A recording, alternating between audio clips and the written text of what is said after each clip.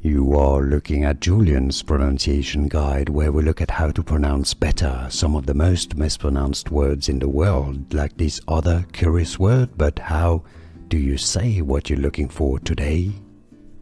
Let's learn how to pronounce the name of this covering material. Floor covering, generally it's used for covering floors.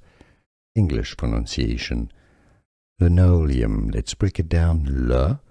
No, so it's not lino, lino, linoleum. The stress is on the no syllable, you've heard it.